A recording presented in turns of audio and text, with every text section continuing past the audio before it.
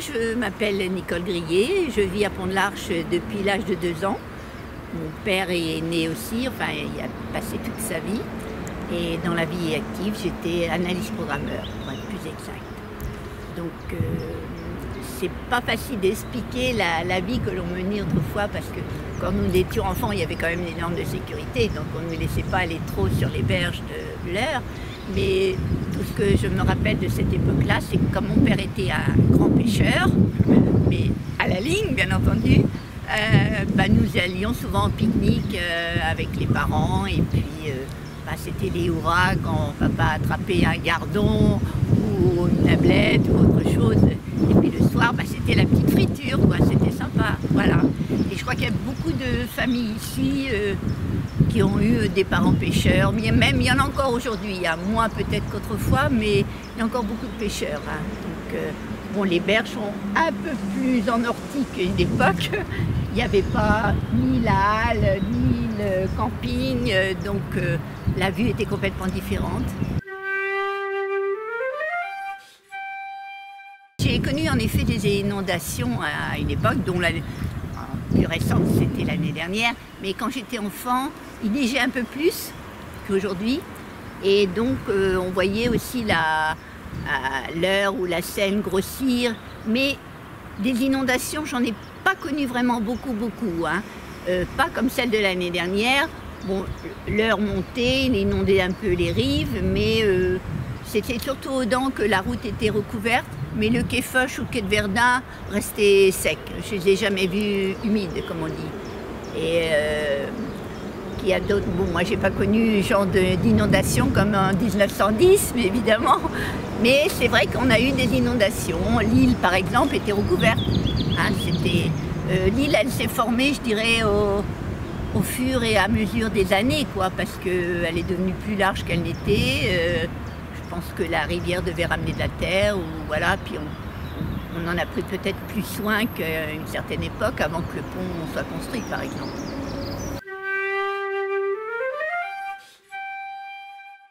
Bon, voilà l'écluse, enfin, ce qu'il en reste, puisqu'elle n'a plus été utilisée depuis des années. Je pense qu'elle va permettre de réguler l'Eure et la Seine. On l'a beaucoup utilisée quand nous étions enfants parce que ça nous permettait d'aller jusqu'au bout de l'île, puis ensuite de prendre le déversoir pour aller de l'autre côté dans l'île d'Harcourt. Donc elle s'est devenue très dangereuse et je pense que c'est pour ça qu'on l'a enlevée parce que bon, les pêcheurs ils ont toujours pris cette passerelle, mais au bout d'un moment il faut quand même être prudent, quoi. Donc c'était un endroit où on aimait bien venir. C'était pas aussi arboré, mais il y avait le côté ludique de traverser et puis de faire connaissance avec le danger. Voilà un autre endroit que j'aimais beaucoup étant enfant. Et bon, on ne voit pas très bien, mais là où l'eau coule, il y avait une petite plage à marée basse qui nous permettait de nous baigner parce que à cette époque-là, on pouvait encore se baigner dans la Seine. Elle n'était pas polluée comme aujourd'hui, elle avait l'air assez claire. Et un jour, que nous étions là avec des amis, on regarde une péniche passer, mais une belle péniche hein, déjà. Et puis on voit l'eau s'en aller, mais on n'a pas réagi que l'eau qui s'en allait allait revenir plus rapidement qu'elle ne partait. Donc évidemment, les serviettes étaient trempées, le transistor, les pieds pour nous c'était un moindre mal, mais on est parti très vite et on a eu une belle peur.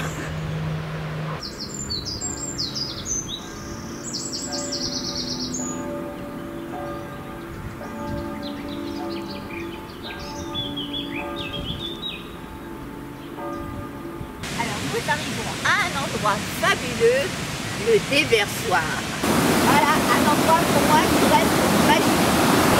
Quand on regarde la morphologie, on s'aperçoit qu'à l'origine, c'était rond. Donc il y a des escaliers de deux côtés du déversoir.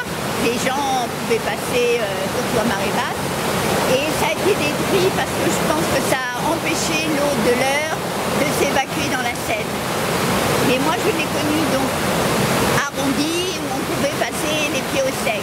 Et puis après, bon, il fallait prévoir tous les bottes, tous les chaussures, les fameuses chaussures plastiques, pour empêcher d'avoir mal aux pieds. Donc c'est un endroit où on venait jouer. C'était pas vraiment dangereux. Enfin, c'est ce qu'on l'ancienne époque, mais bon, quand on regarde aujourd'hui, on dit oui, c'était dangereux aussi.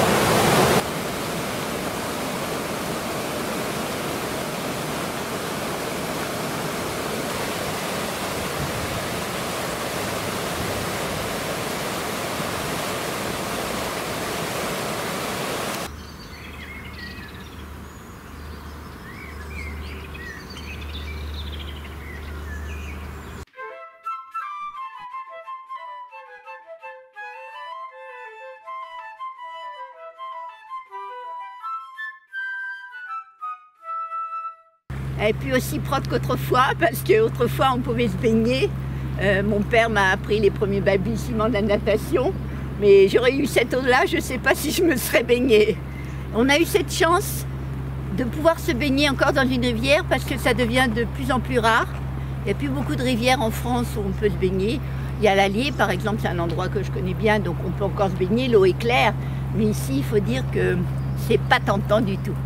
Mais c'est pareil, on venait pas seul, les normes de sécurité n'étaient pas aussi draconiennes qu'aujourd'hui, mais malgré tout, les parents ne nous laissaient pas y aller tout seuls. Donc je venais ici, toujours avec mon papa pêcheur, donc voilà, parce que j'aimais bien la pêche aussi, moi. Et puis de lancer aussi des pavés dans l'eau, hein, pour faire des ricochets. Il n'y avait pas que mes parents, c'était... Je dirais, il n'y avait pas beaucoup de distractions sur Pont-de-l'Arche, une petite ville de 1500 habitants, c'est assez limité, donc il n'y a pas d'association comme aujourd'hui, il n'y avait pas de stade, etc. Donc ça faisait partie des petits plaisirs de la semaine pendant les vacances ou le dimanche en famille, voilà. Et on pique-niquait, et bon, c'était pas la foule non plus, hein. Chacun ayant son secteur, donc, mais c'était quand même très agréable. Voilà. Moi, j'en gardais pour souvenir. Dans l'Eure, j'ai navigué un tout petit peu. Bon, il y avait déjà, il y avait la barque de mon père. On était autorisé à monter, mais bon, pas trop, parce que, comme je ne savais pas nager, j'avais peur un petit peu.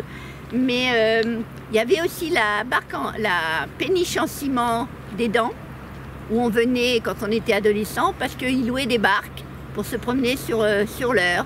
C'était aussi une distraction simple, qui n'était pas onéreuse et qui nous faisait bien rire. Voilà. On restait toujours dans le secteur.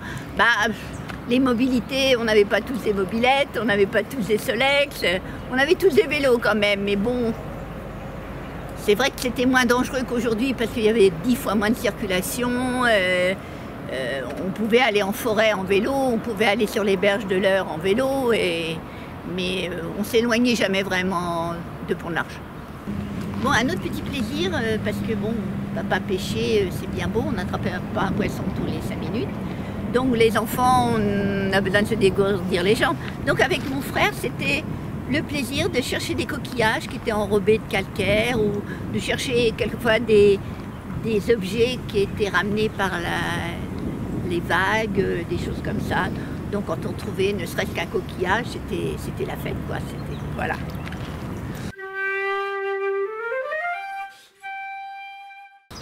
L'inauguration du pont de Pont-de-l'Arche. Un grand événement pour une enfant qui est encore à l'école primaire. Donc il y avait mon amie Annick qui a eu l'honneur de porter le coussin où il y avait les ciseaux. Et donc elle était fière avec son coussin, hein, parce qu'elle avait été désignée pour... Et nous les petits élèves, c'était comme pour le monument aux morts, en randonnion à regarder ce qui se passait. Mais on en garde un souvenir parce que ça a été vraiment l'événement de notre enfance. Mais j'ai quand même connu l'autre pont. Je suis montée sur le vélo de mon père, on avait des oncles et des tantes à Égoville et on traversait de l'autre côté le pendant du pont d'Arromanches qui reste encore aujourd'hui. Voilà. Nous étions très fiers aussi de la présence de M. Pierre Mendès France qui avait une aura très importante dans le secteur, qui était très près des gens et puis c'était quand même la personnalité. Donc pour tous les gens qui ont assisté à cette inauguration, c'était vraiment un événement fabuleux.